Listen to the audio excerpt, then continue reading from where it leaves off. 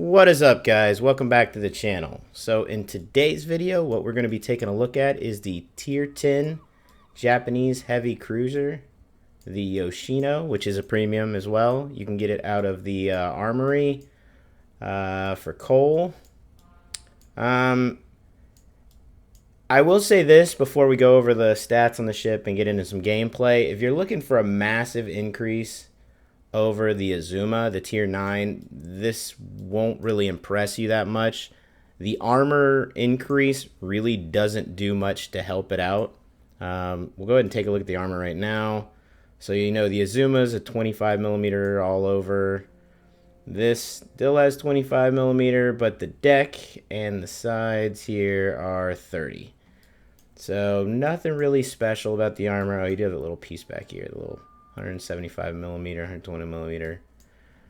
If you get lucky enough and they just hit that one tiny little spot, I guess. So we're going to go ahead and take a look at the stats as well. We'll go ahead and open those up. Alrighty, so survivability. Not too bad, 61,800. 22% torpedo protection, not bad. The guns. This is why you're here. You have 9 310 millimeter guns. The shell velocity is slower than the Zhao, so it's a little more floaty. They're not bad.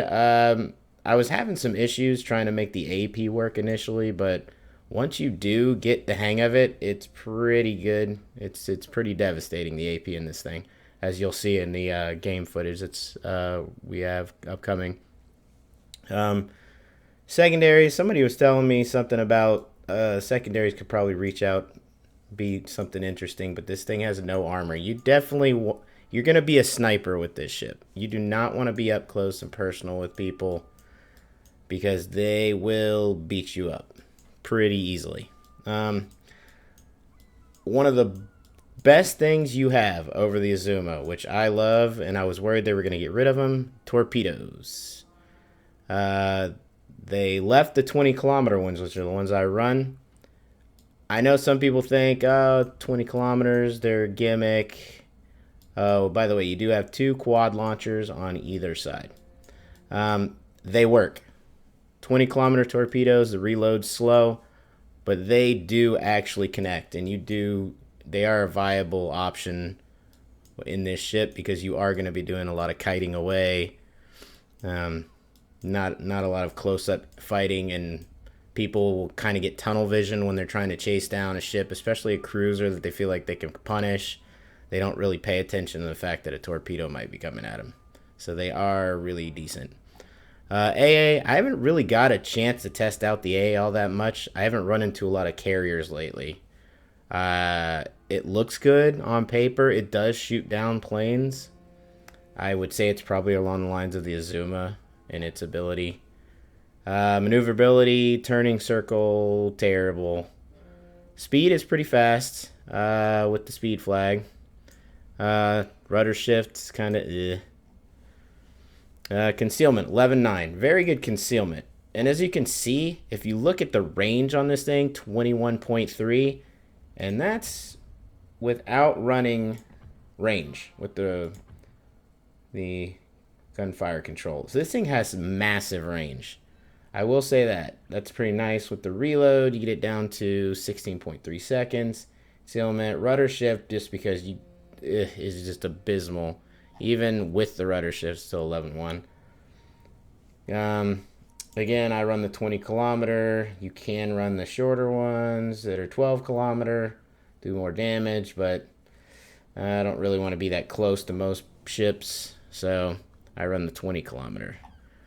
Alrighty. Again, like I said, I tried out also the spotter aircraft. I know some people will probably use the spotter aircraft.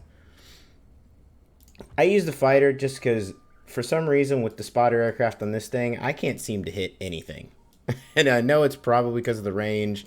And once you get out the range, that those 9 shells are going to be spreading out pretty wide. As you can see, 202 meters at 21.3 kilometers. So decent dispersion at that range, but you get further out and it is really awful trying to hit stuff, especially with that reload. So I decided just to run the fighter in case I run into a carrier. Help me out a little bit with that, get him off me, especially if I'm trying to stay at range and fire at people. So again, like I said, this is a decent game, pretty good game. I think we do around 200K in this one. I believe it's a loss as well, unfortunately, but we'll go ahead and get right into it.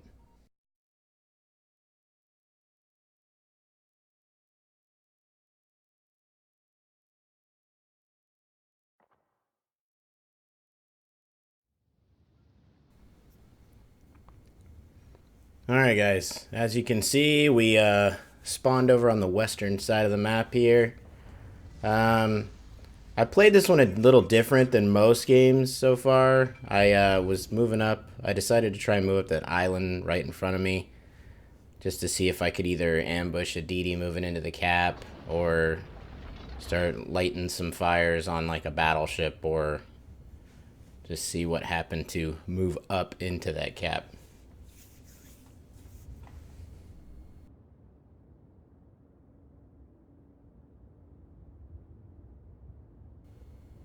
And what you're going to notice here almost immediately is the Fletcher there is going to go run off away from the cap and decide not to spot at all, which is going to affect this battle pretty heavily at the beginning here, as you'll see in a moment. I understand why DDs, especially nowadays, are hesitant to move into caps. But that's one thing you got to remember when playing a DD. You have to be aggressive and you have to get to the objectives. You either have to deny other DDs entry to take the objectives, or you have to take it and then get out. Usually one cap, if you're in a DD, is fine. Get it, get out, and then just kind of harass battleships or spot for your team is fine. But you don't want to do what that guy's doing. You don't want to run behind the island. And I believe he smokes up over there as well, so he's not really spotting for any of the team. As you can see, I stopped here. I was going to reverse a little bit just to wait it out and see if I could hit something that goes into the cap. As you can see, a battleship pops up there. He's a little bit out of the range, but they're capping, so I know there is a DD in this cap. So I'm keeping my guns trained over there just in case to see if I get some shots off. If it becomes detected, and there we go. He spotted momentarily. I do put some shots, but one thing you got to remember with this thing, it is big, it's huge. You're not gonna be bouncing back and forth like some of the lighter cruisers where you can hit reverse or move forward. You have to get out of the way as soon as you fire. Otherwise, you're going to take some massive hits.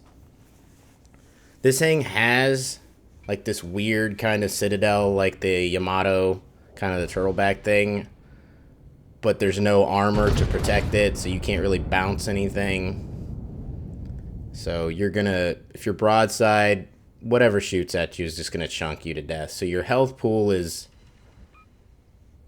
kind of not as existent as something like when you're in the Kronstadt, and especially if you're in something like the Stalingrad.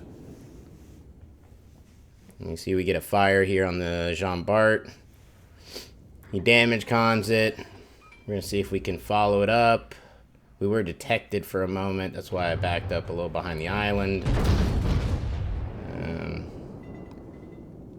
going to keep firing to see what we can do with this Jean Bart a little bit. Again, not real lucky with the fires here. I did notice that there is a Neptune that moved into B, and that's kind of why I'm going to start moving forward. I really hope I'm hoping I can ambush him when he's not paying attention, because this AP will just wreck Royal Navy cruisers. It's just, they'll get blapped almost immediately. And also my torps are up. And there he is. I immediately switched AP, which is going to kind of screw up the shot. I'm not going to be able to really get the AP salvo off I wanted. He's going to be able to maneuver to get out of the way of it. We get one penetration, but it's kind of a waste.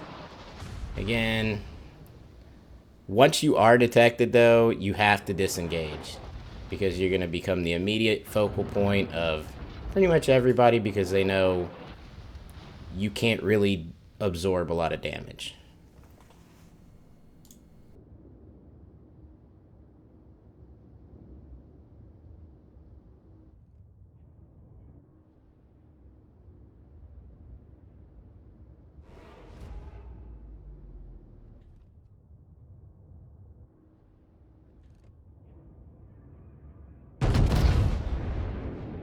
I'm going to take some shots here at this Vanguard. See if we can set some fires, get some tick damage on him. Real quick tip for you: if people don't have the Vanguard, I could recommend getting that ship. It maneuvers like a cruiser, but it's a battleship. Now, granted, you only have the 8 guns. Some people don't like that. That ship is actually really good, and it is a lot of fun to play.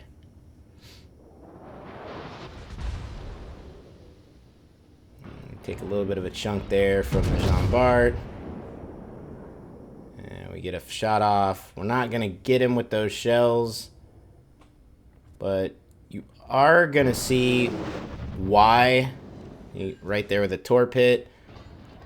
If you just spam out those 20-kilometer torps every time they're off cooldown, or as much as you can, odds are you're going to hit something. So I kind of like, that's why I like them. You can help you to get rid of people trying to chase you, but you can also use them to just throw across the map and hit somebody maybe camping or sniping on the other side. And these are IGN torpedoes, so they do a pretty good amount of damage. And as you can see, we got the Neptune right there. We get kind of unlucky on that first salvo a little bit. Only one overpin. But what's nice is he is going to give us another chance right here. And this is something he's going to regret. And there it is. Yep.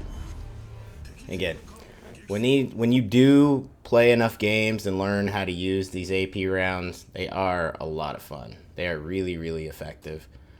It's, like I said, the big part of this boat, 310 millimeter guns, largest guns for a cruiser in this game. I do realize that the Jean Bart there is broadside, but I want to get some fire, some take damage on him, just to see if we can whittle down his health a little bit. We are, like I said, in a hole here.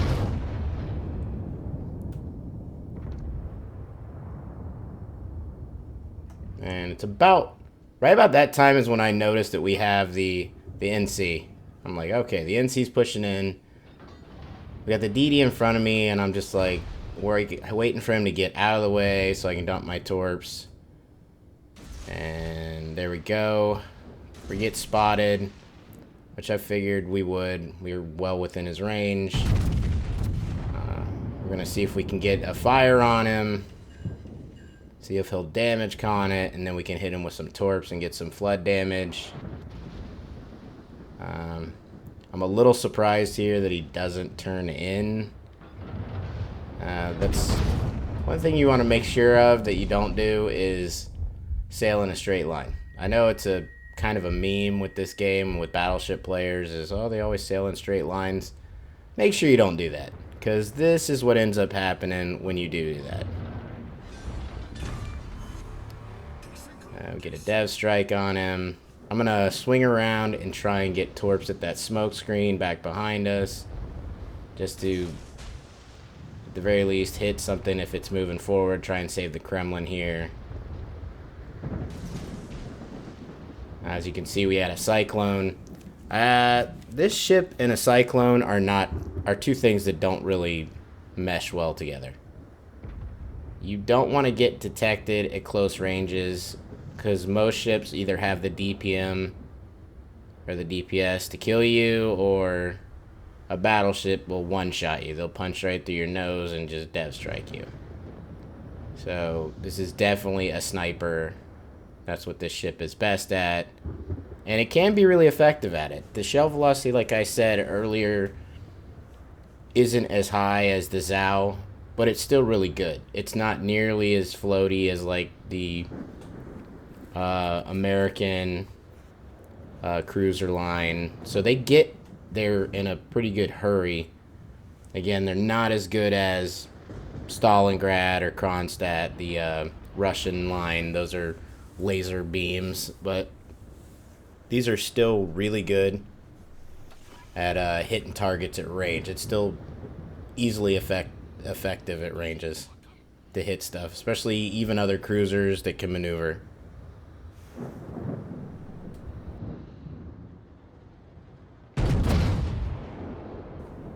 So I was anticipating where I thought the rune would come out. I was kind of hoping he'd be broadside. He's not. Again, it is a cruiser, but his DPS is quite a bit higher than mine. And your turrets are extremely slow to rotate. So I'm just trying to see if I can rotate back around and get torpedoes through that opening. Maybe he'll push through to be aggressive to come after me and the destroyer right here. And we get out of his hydro range. As you can see, he is broadside coming around, but as you know, with the lovely German cruiser line, citadels aren't guaranteed. See, we damage con the fire because I figure we're going to move out of his spotting range because of the cyclone, and of course he immediately follows it up and gets another fire. And heavy cruiser, so this is going to burn for the duration. We also see the other D that was moving up. I'm going to try and put torps toward the opening to see if I can hit him. Maybe he'll go through that opening. And this game isn't growing really well for us. We've done damage, but again, at the end, this isn't going to be enough for us, but we're going to try and do as much as we can here to try and help out the team.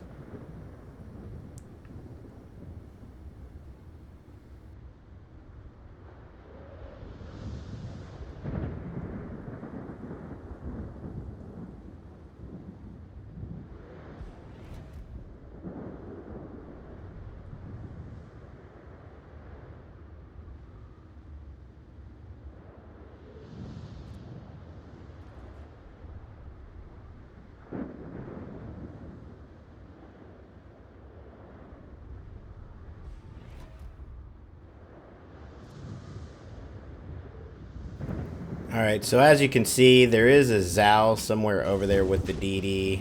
I assume they're going to push the destroyer through that gap, so I just go ahead and dump some torps. Again, might get lucky, might hit somebody moving through. But we're going to go ahead and turn around. At this point in the game is where I just decide I'm going to go ahead and push in. I might end up dying, but we've got to make some sort of move in order to turn the tide to see if we can get a victory out of it. But at this point, staying in the back isn't really going to help much. It's not really going to get us any kind of a win.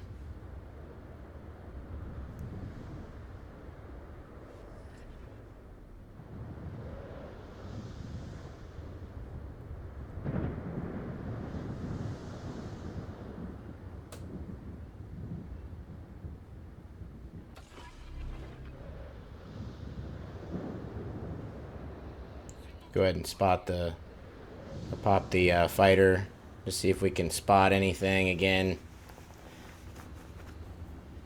Just trying to get as much of an edge as possible to see if we can get any kind of damage. We have the Zao. We get a little unlucky with that salvo that there were no citadels. But we still do a fair chunk of damage. That's one thing I'll say. Hitting targets with this is somewhat like playing in a battleship. You chunk people pretty hard with these guns. It's not superficial damage, especially with the AP. It hits pretty hard and it hurts pretty bad for whoever takes these shells when they're broadside. So it's not just a light fires type of ship. As you can see, we kind of run into 3 people right here, which is not good. But we're going to go ahead and push in. I figure angle in, see if we can bounce at least the cruiser shells right there to our left. And see if we can chunk this battleship down, which we're doing a pretty good fair amount of damage hitting him.